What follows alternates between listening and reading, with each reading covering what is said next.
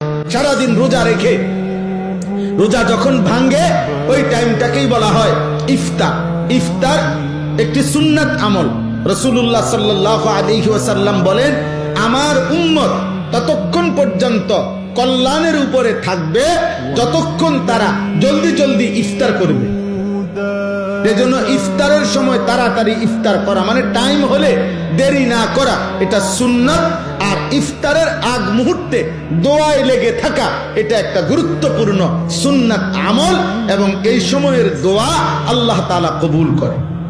এই জন্য মা বোনদের উচিত, আমাদের সমাজের সবচেয়ে বেশি গাফলতি হইল মহিলাদেরকে ইফতারের পূর্বের এই দোয়ার সুযোগ দেওয়া হয় না।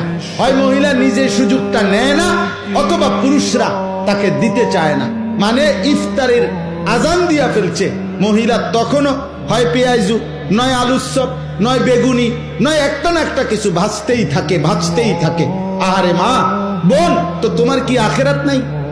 তোমার জীবন বুঝি এই পুরা রমজানটাও বুঝি এই আলুর চপে আর বেগুনিতেই চলে গেল?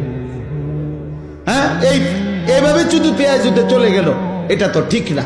বরং ঘরের নারী পুরুষ, স্ত্রী কন্যা, ছেলে মেয়ে প্রত্যেকের উচিত ইফতারের 10 মিনিট আগে, 20 মিনিট আগে সমস্ত ব্যস্ততা ছেড়ে দিয়ে তাদের প্রত্যেকের উচিত এই সময়টা মনোযোগ দিয়ে দোয়ায় লেগে থাকা।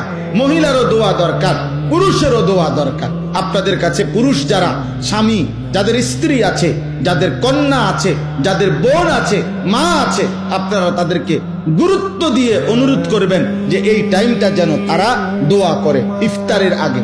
মা বাচ্চাগুলোকে নিয়ে দোয়া করুক, স্বামী তার স্ত্রী এবং সন্তানদেরকে নিয়ে দোয়া করেন, স্ত্রী তার বাচ্চাগুলোকে নিয়ে দোয়া করেন। এভাবে ঘরওয়ালারা নিজেরা দোয়ার অভ্যস্ত হন। আল্লাহ তাআলা বান্দার দোয়া ইফতারের পূর্ব মুহূর্তে কবুল করে।